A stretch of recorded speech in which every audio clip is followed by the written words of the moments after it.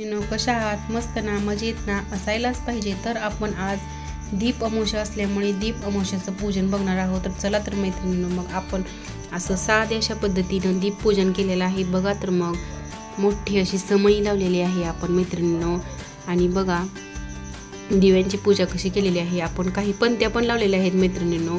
आणि हा गणेशाची पण पूजा केलेली आहे मैत्रिणींनो. गणेश हे तुम्हाला हे पावित्र्याचं मांगल्य माहीतच आहे की हा विघ्नहर्ता, हा आपली सगळी विघ्न दूर करतो, म्हणून गणेशाचं पण पूजन केलेलं आहे मैत्रिणींनो. बघा तर मग हा दीप अमावस्या आपण साजरी केलेली आहे मैत्रिणींनो. बघा ह्या लाह्या ठेवलेल्या आहे, कारण ह्या लाह्याचं खूप महत्त्व आहे मैत्रिणींनो. ह्या पूजेसाठी व साखरेचा पण नैवेद्य आपण दाखवलेला आहे मैत्रिणींनो. बघा तर असा धूप पण लावलेला आहे, छान असा सुगंध येतो म्हणून मैत्रिणींनो.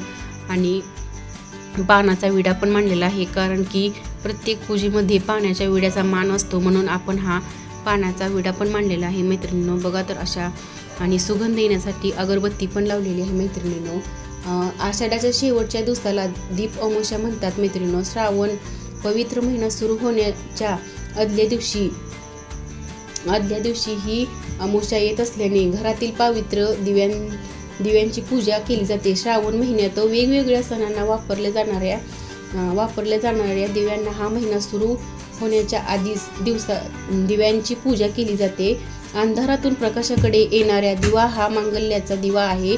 अनेक सुख, समृद्धी, शांती आपल्याला लाभो यासाठी ही दिव्यांची पूजा केली जाते आणि पूर्वजनापासून ही पूजा केली जाते मैत्रिणींनो. म्हणून आपण पण ही पूजा करतो, कारण माझी आजी अगोदर करायची, मग सासूबाई करायच्या, म्हणून आम्ही पण ही पूजा करतो मैत्रिणींनो. बघा तर मग मैत्रिणींनो, तुम्हाला ही पूजा कशी वाटते नक्की कमेंटमध्ये आम्हाला सांगा.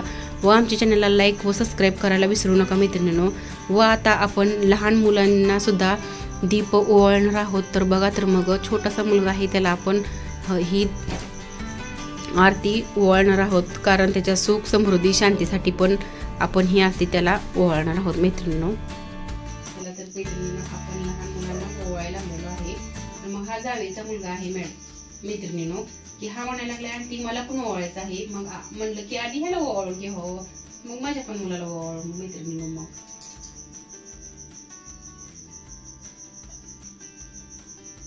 तर मैत्रिणींनो, लहान मुलांना ओवाळल्यामुळे त्यांची सुख, समृद्धी, शांती सर्व छान राहते.